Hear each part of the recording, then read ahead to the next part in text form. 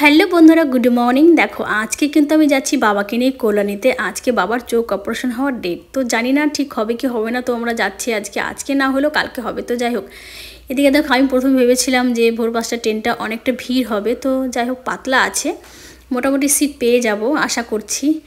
আর ঢোকার সঙ্গে সঙ্গে কিন্তু আমরা সিট পেয়ে গেছি। তোমাদের দাদা ভাই সিট বুকিং করে নিয়েছে, বেশ ভালোভাবে কিন্তু আমরা কৃষ্ণনগর পর্যন্ত যেতে পারবো। তারপরে যে কী হবে ঠিক জানি না। তো আমরা ট্রেনে চেপে পড়েছি, দেখো কতটা হালকা, সত্যি হালকা থাকলে না ভীষণ ভালো লাগে। এখনও প্রচণ্ড গরমের দিন, আর এদিকে দেখো আমার ঘুমে না চোখটা পুরো লেগে আসছিলো। তোমাদের দাদা বলছে এক কাজ করো মমতা, তুমি আমার ঘাড়ে মাথা দাও। ঘাড়ে মাথা দিয়ে রাখতে রাখতে কখন যে পৌঁছে গেছি কল্যাণীতে আমি নিজেই ঠিক পাইনি, আমাকে ডেকে তুলেছে। তারপর দেখো ব্রিজটা পার হয়ে এপারে এলাম। আমাদের গ্রামের কিছু লোকের সঙ্গে আমার শ্বশুরমশাই কথা বলছে অটো স্ট্যান্ডে, তো অটোতে চেপে পড়েছি। এখন আমরা যাচ্ছি কল্যাণী হসপিটালে।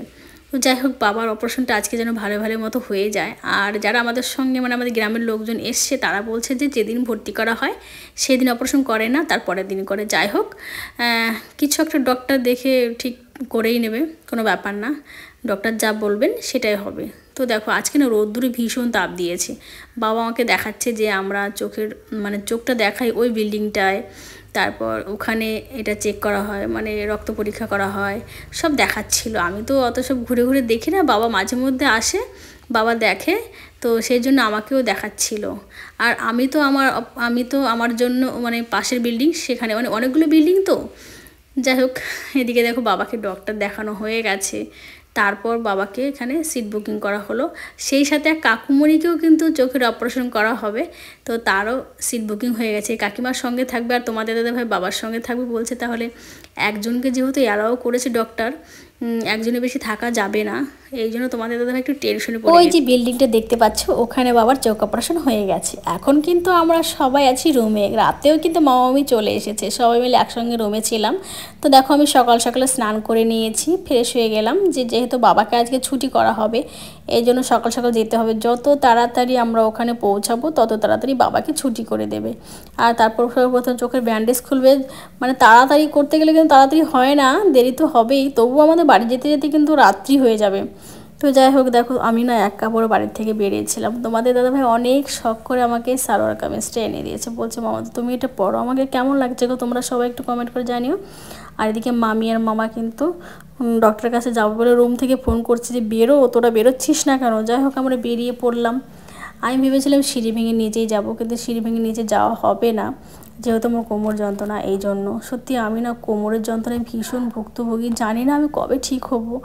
আমি এই নিয়ে ভীষণ টেনশনে আছি। আমার জীবনটা মানে মনে হচ্ছে যেন বরবাদ হয়ে গেল এই কোমর যন্ত্রণায়।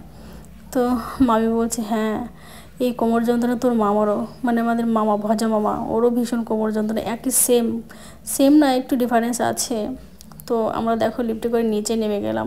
নিচে নামার পরে তোমাদের দাদাভাই বলছে মামার মামি তুমি গিয়ে আগে লাইন দেবে তোমরা দুজনে মিলে, তারপর আমরা বাইরের থেকে তোমাদের জন্য খাবার নিয়ে যাব, আর আমরা কিছু একটা খেয়ে যাব।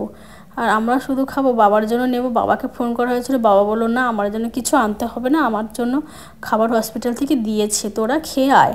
তাই দেখো মামি মামার জন্য নিলাম, আর আমরা দুজনে মিলে একটু কিছু খেয়ে নিলাম। রুটি, পরোটা, তারপর হচ্ছে ডিম সেদ্ধ। আর সত্যি কথা বলতে বাইরে এলে না খাবার সমস্যাটা আমার ভীষণ হয়। আমি না বাইরের খাবার যদি একটু আলু সেদ্ধ ভাত হয় তাতে আমি কিন্তু ভীষণ খুশি। আর বাইরে এলেই খাবারে এত প্রবলেম। আর তোমাদের দাদাভাই তো আমাকে কোনো কষ্টই দেয় না, বলবে এটা খাও ওটা খাও, মানে খাবারের দিক দিয়ে ও সবসময় একদম আমাকে ঠিক রাখবে, যাতে আমি খাবার কোনো কষ্ট না পাই। এই জন্য সবসময় খাবার আমার মুখের সামনে ধরে থাকবে। এদিকে যাই হোক আমাদের খাওয়া দাওয়া হয়ে গেছে, এখন আমরা হসপিটালের ভেতরে যাচ্ছি। আর মামি মামাকে বলা হয়েছে তোমরা তাড়াতাড়ি করে টোকন নিয়ে তারপর তোমরা লাইন ধরে উপরে চলে যাবে। আর আজকে তোমাদের দাদাভাইকেও ডক্টর দেখো। কেমন লাগলো ভিডিওটা?